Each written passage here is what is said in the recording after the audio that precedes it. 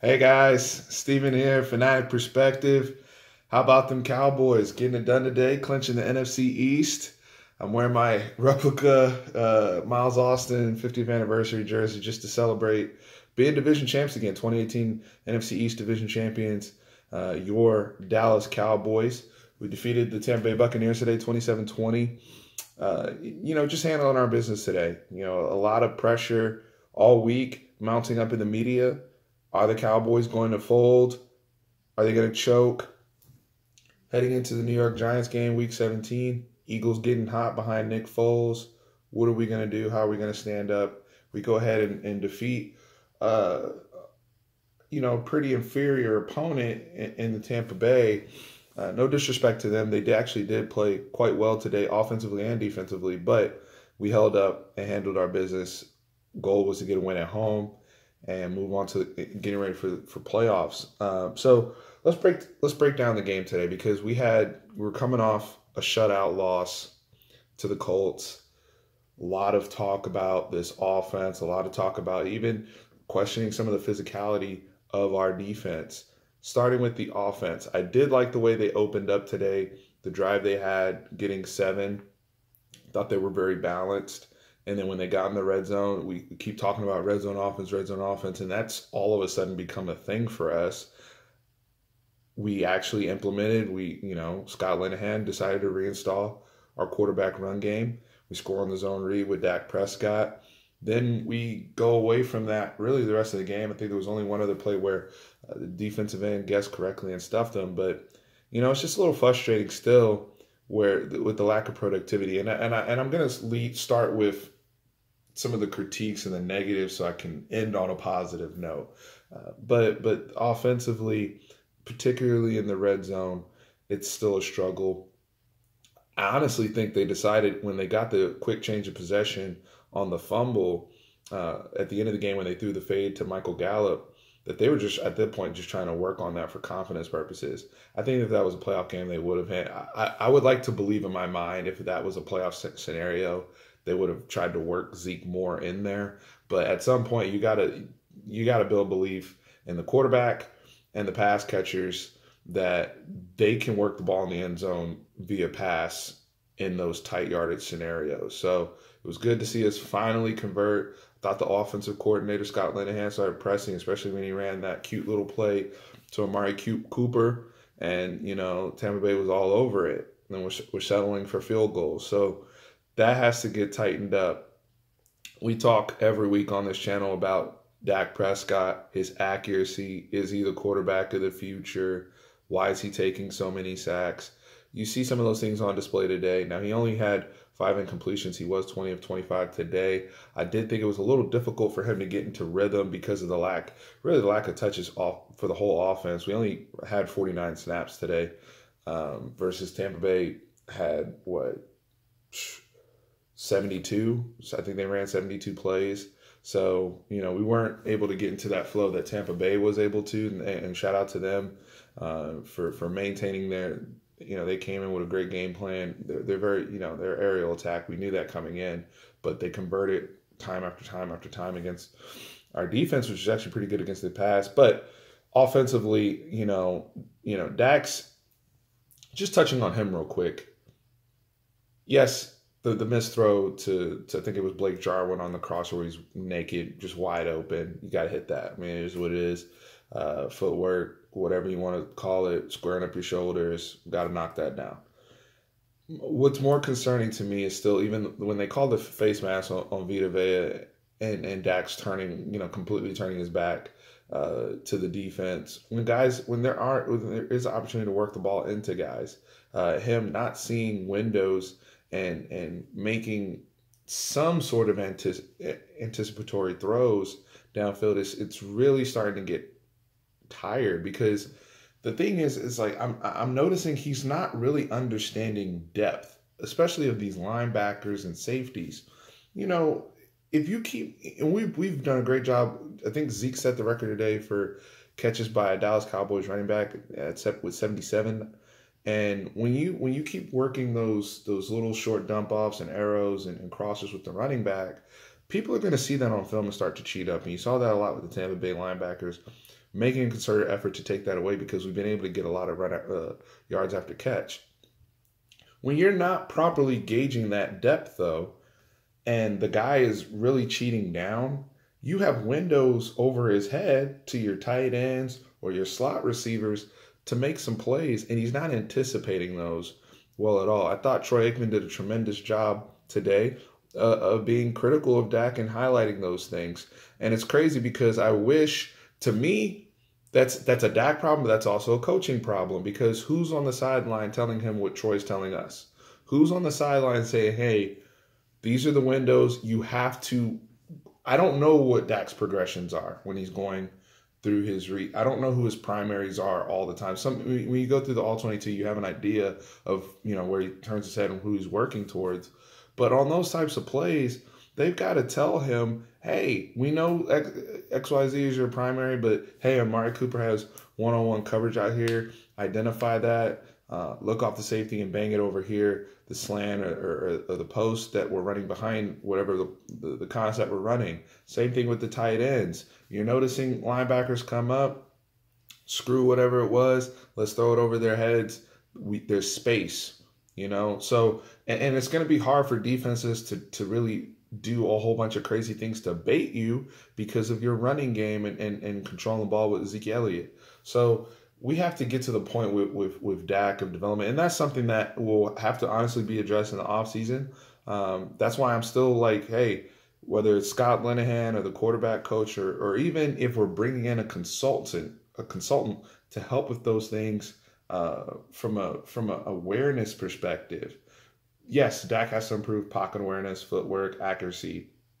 That's ad nauseum. That's actually most young quarterbacks in the league right now. If you look around, you look at what Philadelphia is getting from a more polished pocket presence guy with Nick Foles versus what they were getting with Carson Wentz. Same thing across the board. But what I'm frustrated with Dak is him not even seeing certain windows and just immediately looking to the check down and the flats. One of the things I learned from Bill Parcells, and because part of me is also like, is he scared to throw picks? Or I understand trying to protect the football, not turning the football over. We got into that with the Eagles earlier this year, where, we're up 9-0. He commits a couple turnovers. Next thing you know, the Eagles are in the lead. I get that aspect of it. We were playing with the lead today, and, we were able to kind of ice the game away, even though Tampa Bay scored late. But I go back to the Bill Parcells tenet. If you're going to throw a pick, I think he told Phil Simms this, if you're going to throw a pick, throw it 50 yards down the field. Throw a pick trying to push the ball down the field. What pisses me off is when you're not pushing the ball down the field and the defense can sit on everything, and then you still turn the ball over anyway. So overall, and I know it sounds like I'm being really hard on a player who didn't have any turnovers today and won the football game and has won his second NFC East title in the last 3 years, and all that is valid, but we have to get better quarterback play in the playoffs. I do think we will. I do think we can get hot, even with Dak. You saw this last year with Blake Bortles, and I hate to compare the two and bring up that name. Blake Bortles played very well in the playoffs. You can get hot. We've seen Eli Manning do it twice. Saw Joe Flacco do it. So guys can get hot come playoff time, and I think Dak has that type of vibe and energy with him. He played very well in his playoff game that he had against the Green Bay Packers. So I expect him to be better moving forward. The other negative that I wanted to address is just some of the stuff I saw with the defense at the end of the game. Actually, two negatives I want to address. We have to stop conceding stuff at the end of the games when teams are in a hurry up. I understand, people are going to move the ball between the 20s when, the quick pace and not being able to rotate some of our pass rushers. But that seems to be a recurring trend with us. The Colts last week were able to get points. The Eagles were able to get, really come back in the game against us late after we were pitching, playing marvelous defense. So we have to tighten up our situational stuff is I think a better way to put it. Our situational defense can be better. I didn't really love the way we started the game. And excuse me, I should have probably led with it, or I should have led with this.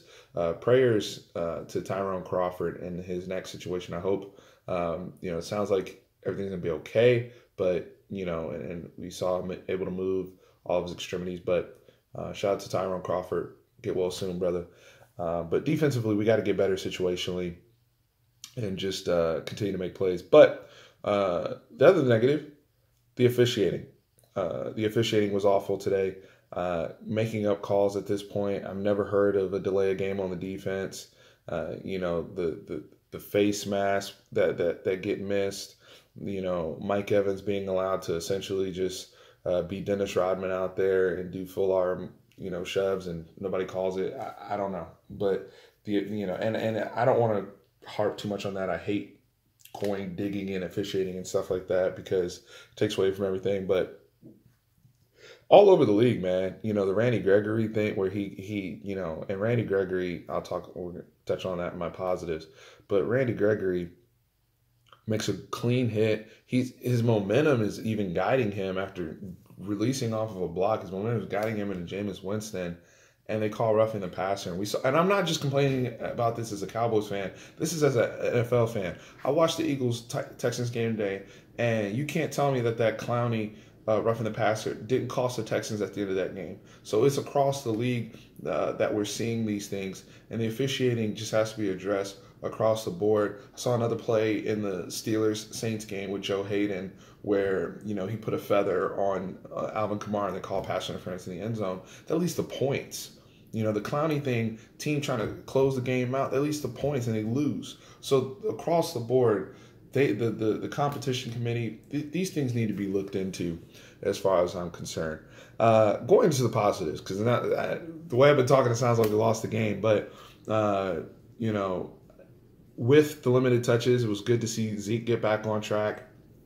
85 yards rushing, still having him work into the passing game. And I love the way he closed, and I loved Zach Martin being back, Xavier Suafilu being back, and us being able to run the football and really run the clock out and isolate the game. That was a great positive. Great to see Michael Gallup finally connect with Dak, make some great catches on the sideline and in the end zone. So it was good to see those guys getting worked in. And I like the routes that, Cole Beasley was another guy who was an unsung hero today, just being able to uncover, work the middle of the field. He's a guy that's been open a lot this year and hasn't had the year that he should have had, because of quarterback play and missed opportunities. But I really like the way Cole Beasley played today as well on the offense, and I thought our pass pro was better. We only gave up that one BS sack where Dak held the ball before half. But overall, I thought our pass protection was excellent today. Defensively, Randy Gregory, Jalen Smith, Leighton Vander Esch, God bless y'all. Starting with Leighton Vander Esch and Jalen Smith, I think they combined for 25 tackles today or something stupid like that. Like they set the tone, they set the table for this defense with their energy, their speed. It's infectious. And, when Jalen, we came full circle. Randy Gregory strip sacks Jameis Winston, who was one of our controversial second-round picks, and then another controversial second-round pick scoops and scores. And Jalen Smith, the speed he shows running down the sideline, just coming off the injury, it was a special moment for him. Cool to see his brother Rod Smith be one of the first guys down there to celebrate with him in the end zone. And that was a great emotional moment for us as Cowboys fans to see Jalen come full circle. And he was terrific today, all day, especially in pass coverage, dominating the middle of the field, laying wood.